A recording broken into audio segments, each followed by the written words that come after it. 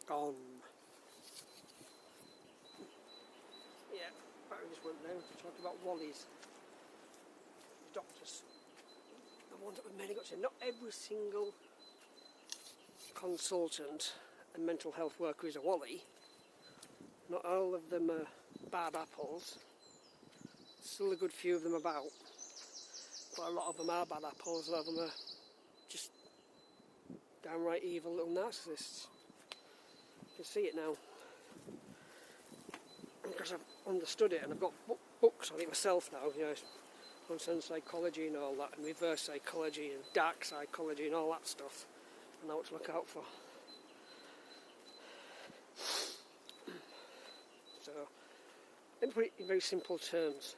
Like I say, not everyone is a bad apple in the NHS. I'm not on about the actual hospitals, I'm on about the mental health trade here. Especially one in my hometown, the Red Flag Centre, as it's well known to be called now. But you've got your best doctors have either retired or died or retired, if you want to look at it, but they've moved on, let's put it that way.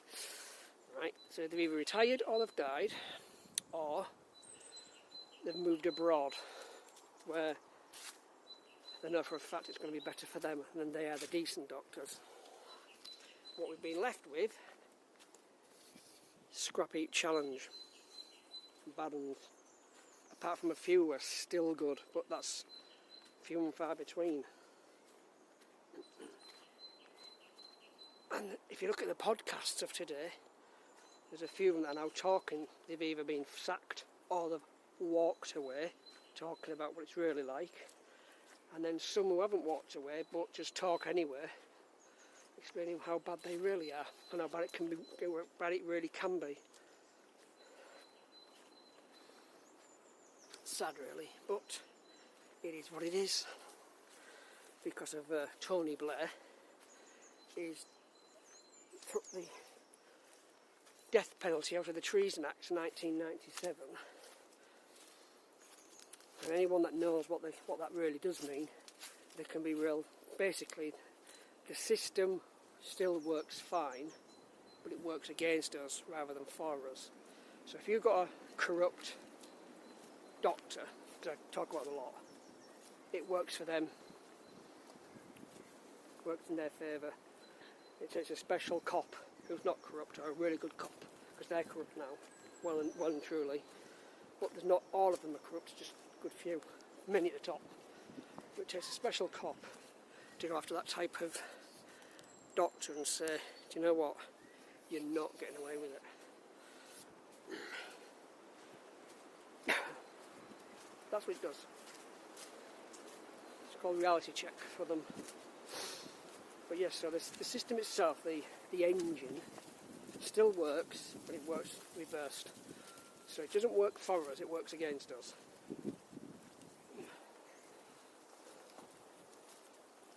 It's like if you're a politician, they all go into politics now, lots of people, because they know they're going to get away with all sorts. When you become a politician or an MP, you're supposed to work for the people, not yourself. It's not for your little chums from abroad or your chums in the UK. You're supposed to work for the people. The British interests first. Of course, he took the death penalty out of the Treason Act 1997, and one of the first things that Labour did, Tony Blair, the leader. Now look at the state of the country. They're committing treason, and they have been ever since. And they say they're not above the law. They are, because they can do all sorts and be unaccountable for it.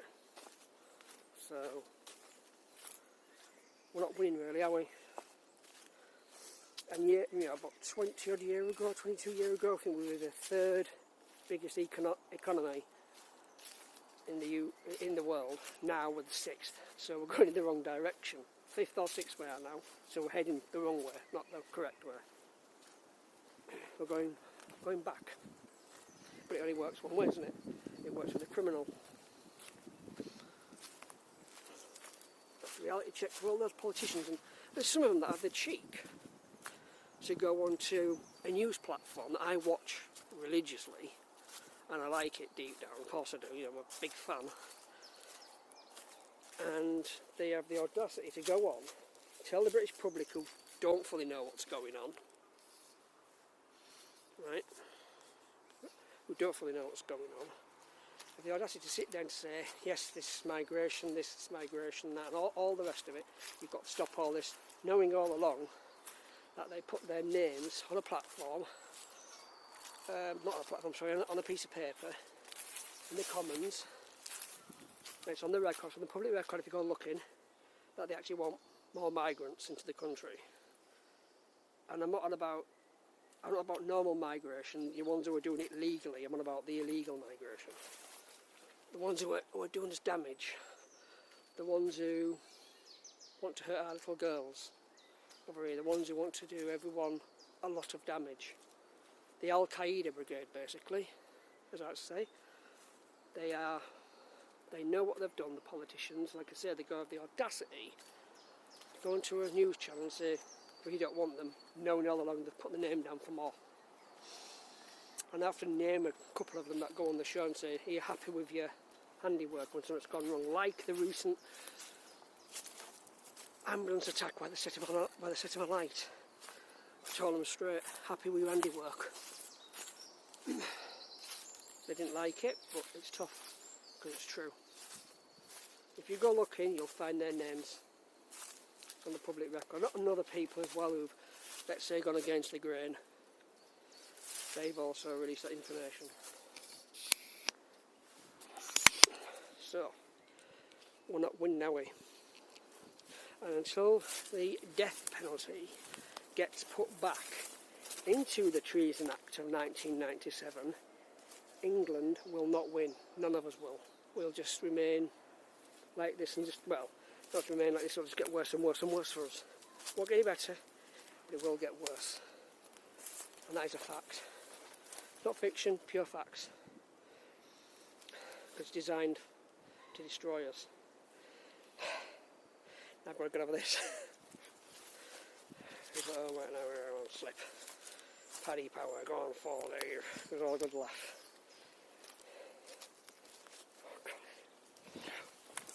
Why did it?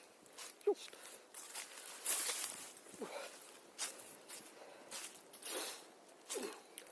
So yeah, I've been studying and watching politics, world politics, since 1993.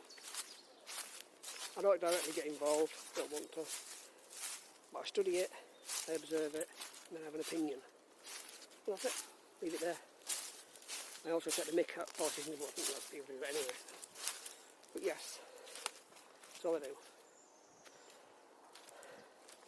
I observe it for years, then I have an opinion. I understand it very, very well. Probably that's why I didn't have many friends at school.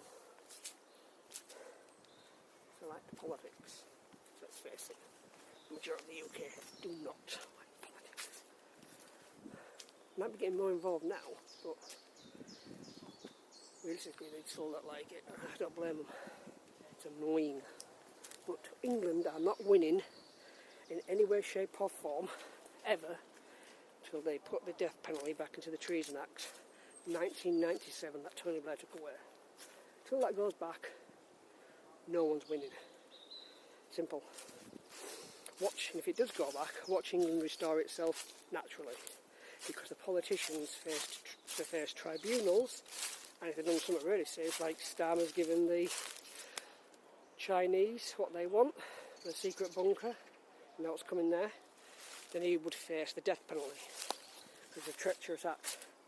And it's nothing to do with miscarriages of justice neither, because the last person to be hung was Ruth Ellis in 1955, and that was just a crime of passion. So when they say miscarriage of justice, they don't never get hung, not nowadays anyway. The last one was 1955, Ruth Ellis, it's a crime of passion. No one gets hung now. So if it's a miscarriage of justice, you just have to release them. Prime example, like Lucy Letby, prime example. But I think the world's woken up to the fact that she hasn't done that. Even the man that put Beverly Allitt away, the angel of death, even he says she hasn't done it. You know, Lucy Letby hasn't done it, whereas Beverly Allitt has done it. And if he's saying it, it's telling you something that. Oh, well, there you go. Bit of a steep hill. Right. Right.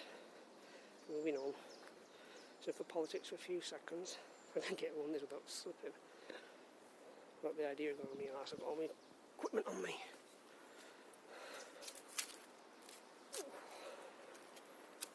Expensive equipment. That's what it is for me anyway. Oh.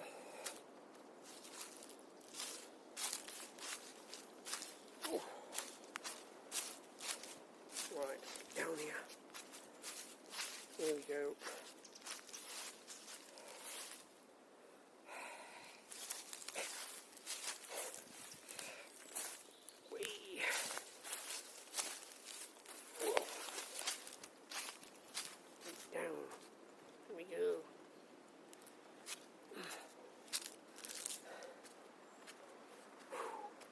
Bloody hell, I haven't been to this area for years. Yep, I remember it all now. When I was younger.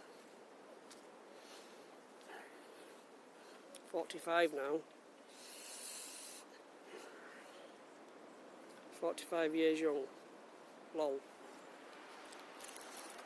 Still in good nick for 45, I still weight train, I've lost a lot of weight. I got back into a size 32 waist. That's my traditional waist. So I ain't done too bad, I'll take it, yay. Some young lads there, on the bikes. BMX riders. The Goonies. There you go, Goonie dudes. Hey you guys. It's quite cool, isn't it?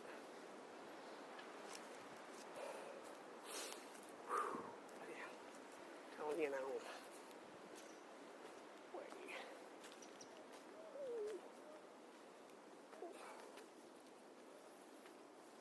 So you learnt a few things today. So if you don't believe me about the politicians and everything, you go looking like I've done for years. You understand You go looking like I've done for years. You understand it very, very well, like I do. You'll learn that England are not going to win till they put that back. I don't care who says what. I don't care if Ben Habib says it. I don't care if Starmer, Kemi, any of them try to roll off whatever they want to roll off the tongues, or anyone else, Generic, any of them. It don't wash with me. It never will wash with me. It's never going to wash with me. So you can use all the psychological tricks that you want and roll it off your tongue as much as you want and twist it around and play around with it as much as you want. Dress it up as much as you want. No one's winning. England not winning. Simple and straightforward as that. You put the death penalty back into the Treason Act, 1997, that Tony Blair took away, England will start restoring itself. Now there's other things you can do to make England easier if they don't want to put that back, but it still means the criminal will win. We won't. It's that simple. The only man that seems to be understanding it is Rupert Lowe. But they want to go and do jury service, don't they? And the judge who are there is called Rupert Lowe. Can't make it up. It isn't the Rupert Lowe thing. Oh, it's a laugh. But yes, I observe and then I have an opinion and I leave it there. I even take the mick, like I say, a bit of comedy don't hurt no one. Not one bit of comedy, I tell you now. Bloody hell. I actually had to run up that when I was younger. Slowing down a little bit. There we go. Bloody hell. My word, Winston.